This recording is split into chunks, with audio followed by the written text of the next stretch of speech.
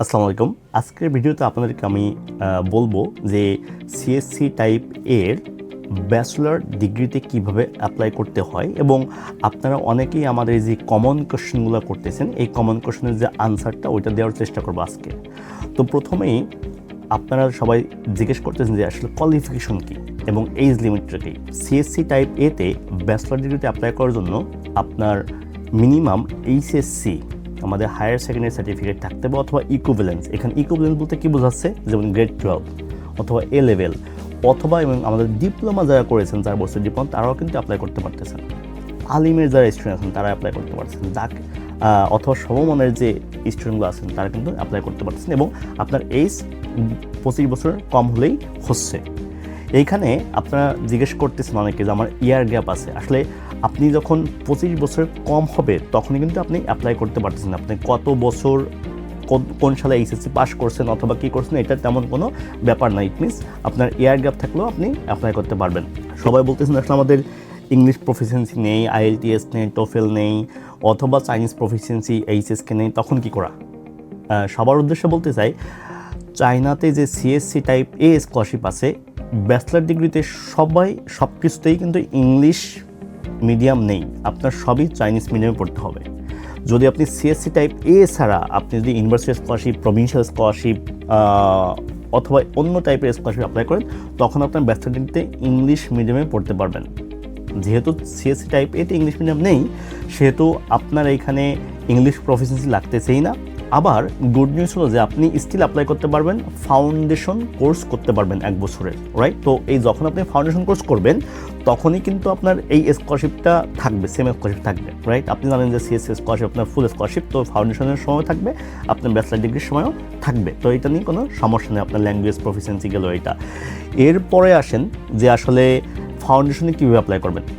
আপনি যখন সিএসসি পোর্টালে যাবেন ওইখানে আপনার যখন এইচএসকে না থাকবে ওইখানে একটা অপশন থাকবে আপনার ইনফরমেশন ফিল আপ করার জন্য যে আপনার কি ফাউন্ডেশন কোর্স লাগবে কিনা। আপনি যখন ইয়েস দিবেন তখন দেখবেন অটোমেটিকলি 1 বছর ফাউন্ডেশন কোর্স চলে এসেছে। তো আপনার ফাউন্ডেশন কোর্সের জন্য অন্য নতুন করে অ্যাপ্লাই করতে হবে না। কি ডকুমেন্টস নোটারাইজ করতে হবে? যারা ব্যাচেলার ডিগ্রি অ্যাপ্লাই করতেছেন এখানে লেখা আছে ক্লিয়ারলি যে হাইয়েস্ট ডিপ্লোমা অ্যান্ড ট্রান্সক্রিপ্ট আপনার নোটারাইজ করতে হবে। তো আপনার ব্যাচেলার ডিগ্রির জন্য হাইয়েস্ট ট্রান্সক্রিপ্টটা কি? এইচএসসি অথবা আমরা বলি সমমানের যে সার্টিফিকেটগুলো আছে ওই সার্টিফিকেট প্লাস ট্রান্সক্রিপ্ট আপনার কোথার থেকে নোটারাইজ করতে হবে। আমরা জানি যে আমাদের অনেক ল ফার্ম আছে যারা অ্যাটাস্টেশন করে, ওই ল ফার্ম থেকে অ্যাটাস্টেশন করলেই হবে। আপনার এটা ফরেন মিনিস্ট্রি অথবা চাইনিজ অ্যাম্বাসি থেকে নোটারাইজ করতে হবে না। এখন আসেন মেডিকেল রিপোর্টটা। হ্যাঁ, আপনারা অনেকেই আমাকে বলতেছেন যে আসলে আমি একটা হসপিটালে গেলাম ওইখান থেকে আমাকে অনেক সার্টিফিকেট দিল, ওই মেডিকেল হবে কিনা? সরি, ওইটাই হবে না।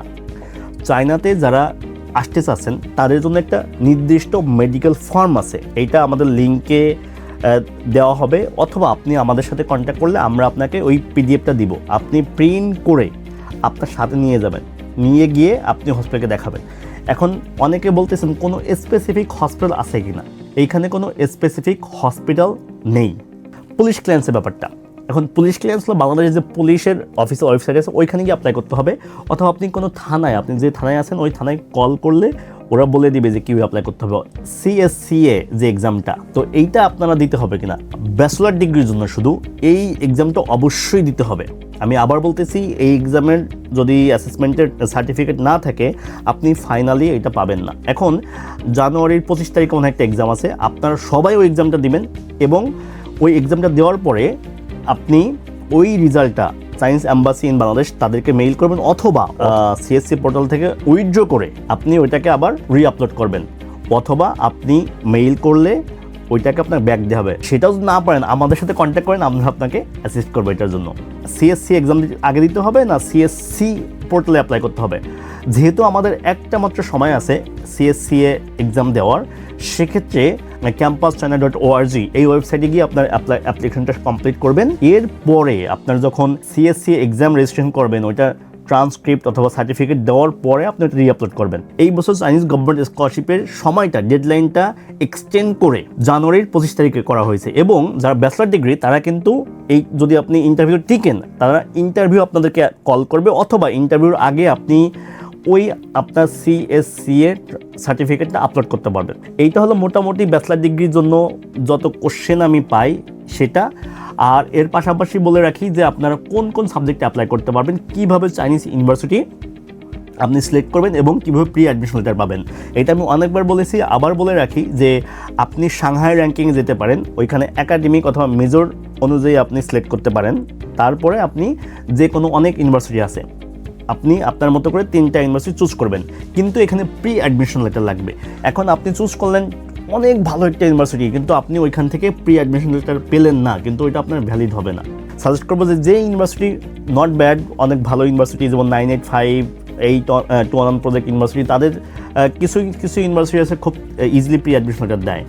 আর তারপরেও যদি আপনাদের প্রি অ্যাডমিশন লেটার পেতে কষ্ট হয়, আমাদের সাথে কন্ট্যাক্ট করেন, আমরা আপনাকে বিনামূল্যে অ্যাসিস্ট করবো এই প্রি অ্যাডমিশন লেটার পাওয়ার জন্য।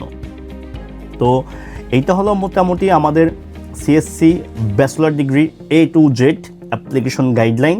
আমার বিশ্বাস আপনাদের অনেক উপকার হবে এবং তারপর যদি কোনো কোশ্চেন থাকে আমাদের সাথে কন্ট্যাক্ট করুন, আমরা আপনাদেরকে ভলেন্টারি সার্ভিস দেওয়ার জন্য এখানে প্রস্তুত আছি। Thank you.